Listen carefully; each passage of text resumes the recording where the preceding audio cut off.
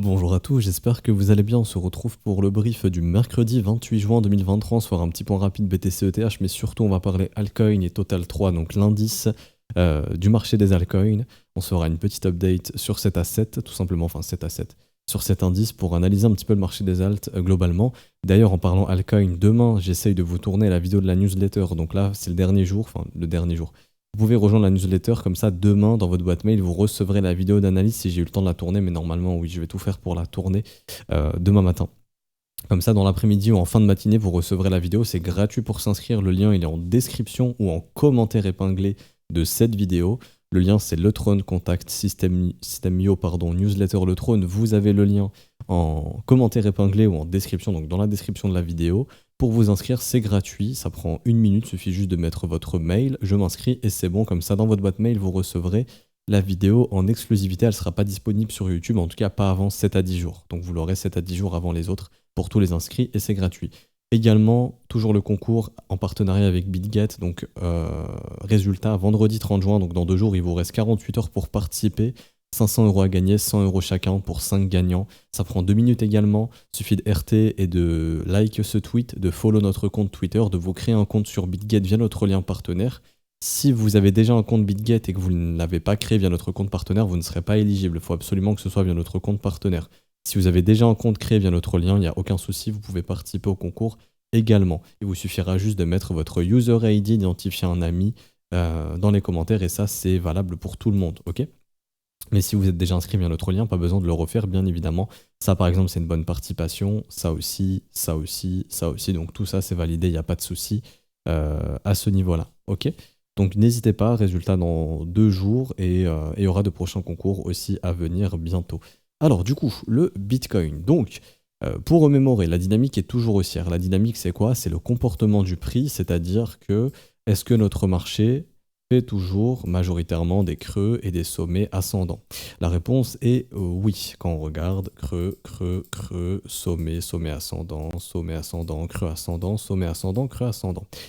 Est-ce que le dernier creux ascendant a été cassé pour l'instant ? Non. Ok, donc c'est ce qui indique que la dynamique est toujours haussière. Il ne faut pas perdre ce creux.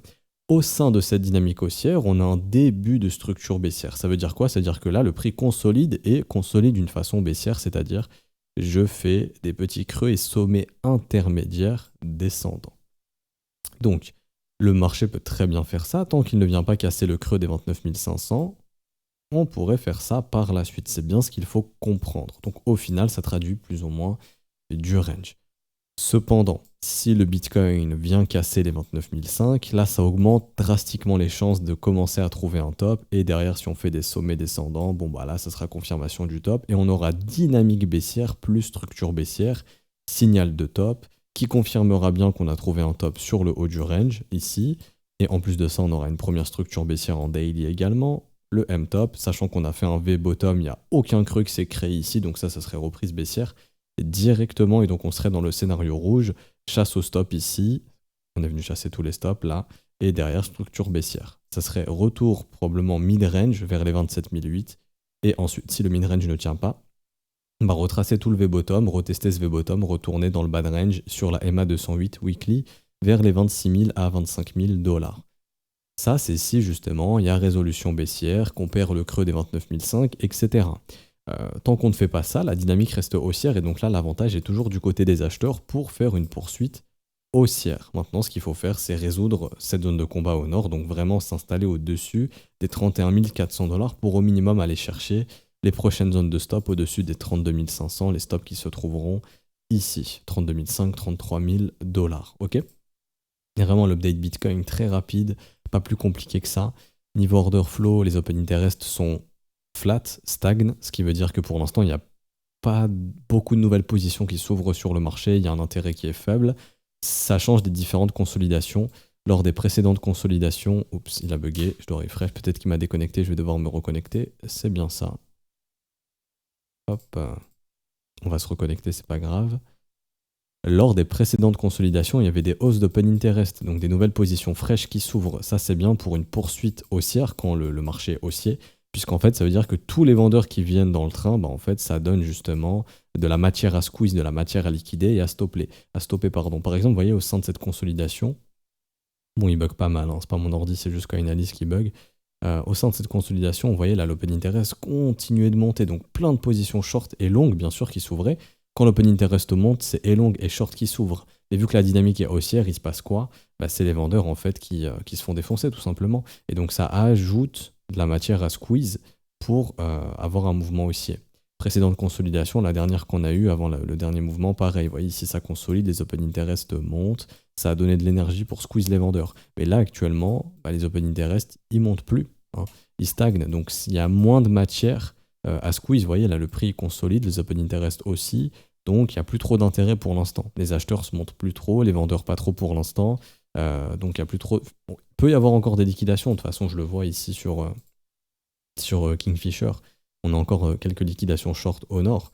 Mais ce que je veux dire, c'est que bah, il faudrait vraiment que les open interest remontent au sein de cette consolidation pour qu'on puisse continuer d'aller au nord plus facilement en tout cas. Comme ça, il y aura du vendeur à liquider.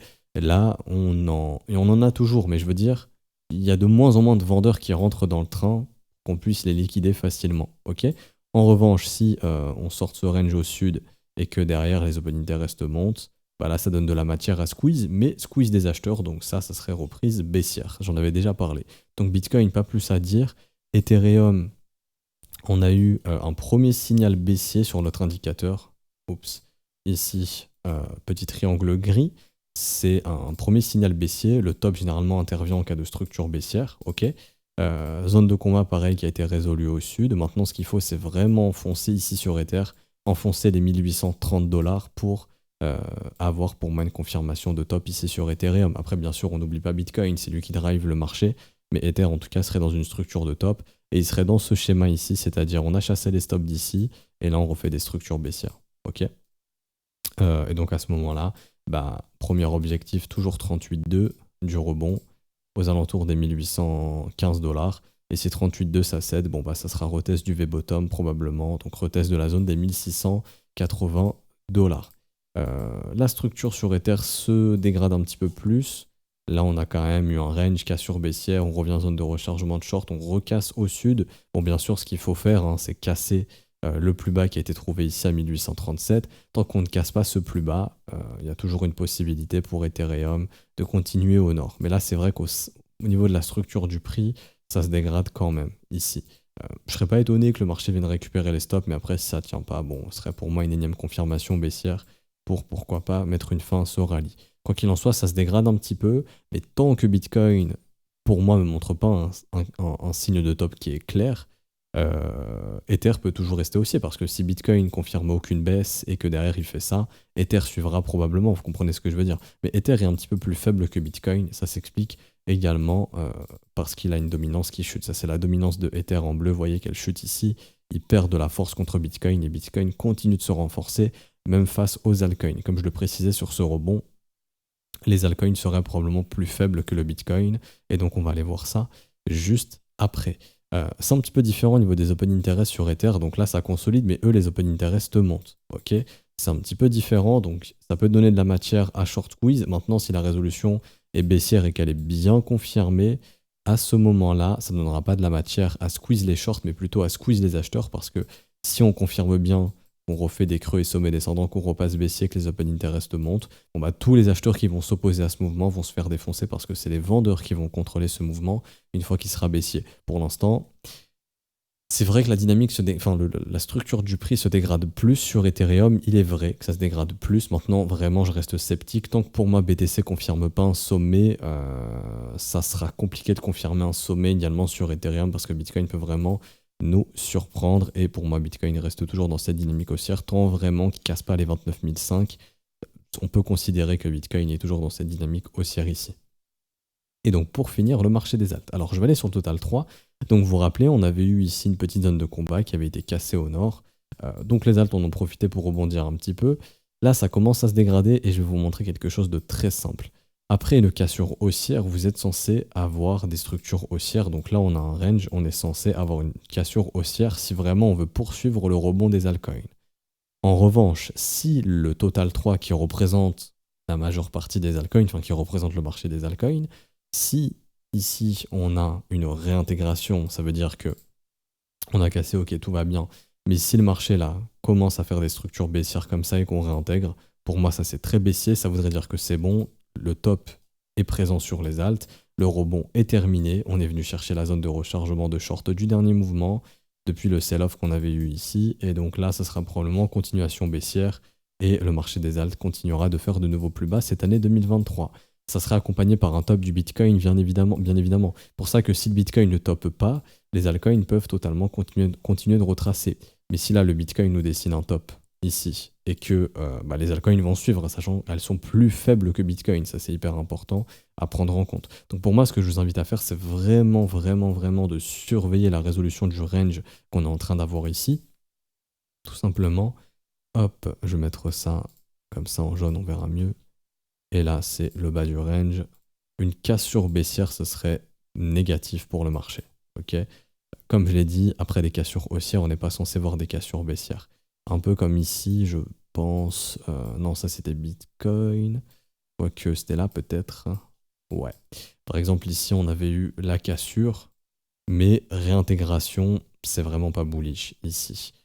Ça, faut faire attention. Un marché qui fait des breakouts, mais qui tient pas ses breakouts, c'est pas bullish. Comme ici, par exemple. Ok, c'est bien, on breakout la zone, mais derrière, ça tient pas, on réintègre. Pareil, ça, c'est baissier. Donc, faites très attention. Ici, par exemple, structure, breakout, ça tient, ok, bullish. Vous voyez un petit peu la différence. Donc là, c'est pour ça, on attend de voir, est-ce que ce breakout va dessiner de la structure haussière? Si oui, on continue. Sinon, c'est très bearish. Et pour moi, ça sera... Bon, réintégration. Après, peut-être essayer de sauver ça encore in extremis. Ça, on verra bien. En tout cas, en termes de probabilité, c'est probablement la direction baissière et donc de nouveau plus bas sur les altcoins. Mais ça, seulement si le Bitcoin fait un signal de fin, fait un top et repasse dans une dynamique baissière, ce qui n'est pas encore le cas maintenant. Mais là, vraiment, sur les alts, vigilance, parce qu'il y a pas mal d'altcoins qui commencent à dessiner des choses pas très sympathiques. Par exemple, Cardano ici, qui avait fait son breakout, mais qui fait des structures baissières et qui réintègre. Ça, c'est pas top. Il y a aussi Solana qui a fait la même chose.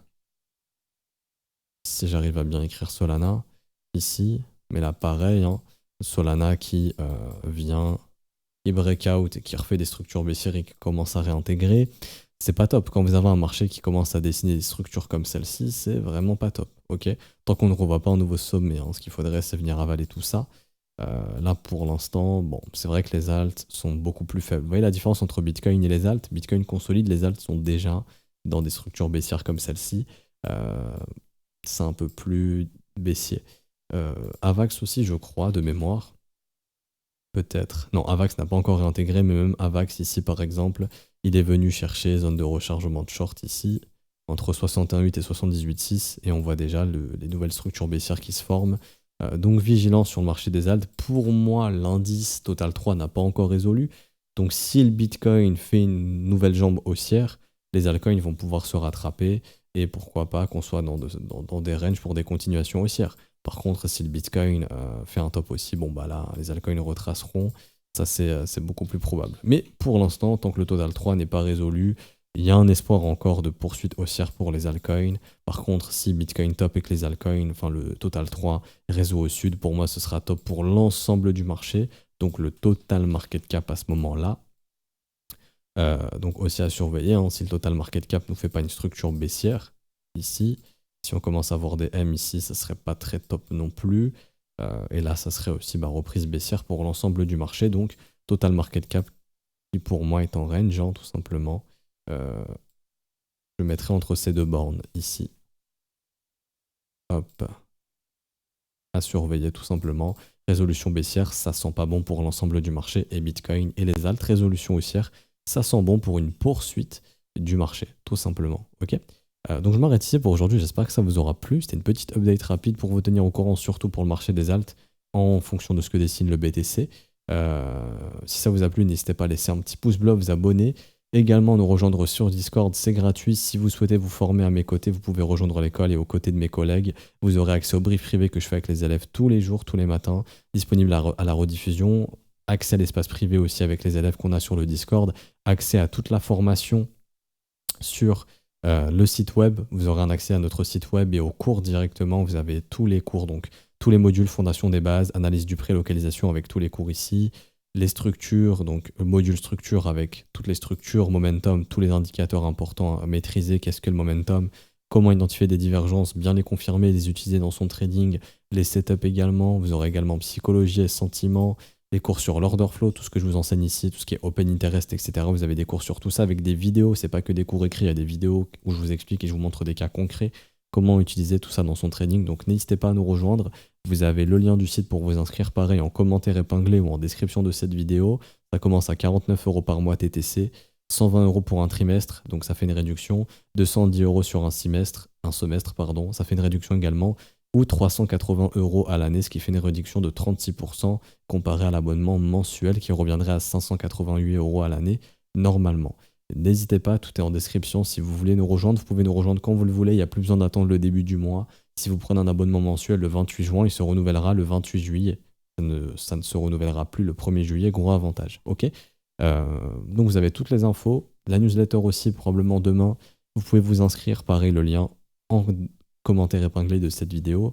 Et le concours également, plus que 2 jours pour participer, c'est gratuit, ça prend 2 minutes, pas besoin de carte d'identité ni rien sur BitGet. Vous pouvez aussi trader sur BitGet sans carte d'identité, etc. Donc c'est ce qui est cool. Vous pouvez aussi retirer vos fonds, déposer vos fonds, on ne vous cassera pas la tête, oui, d'où vient l'argent, machin. Il n'y a pas de souci à ce niveau-là. Je m'arrête ici, bonne journée à tous, à demain pour la newsletter probablement, et à vendredi sur YouTube. Ciao ciao.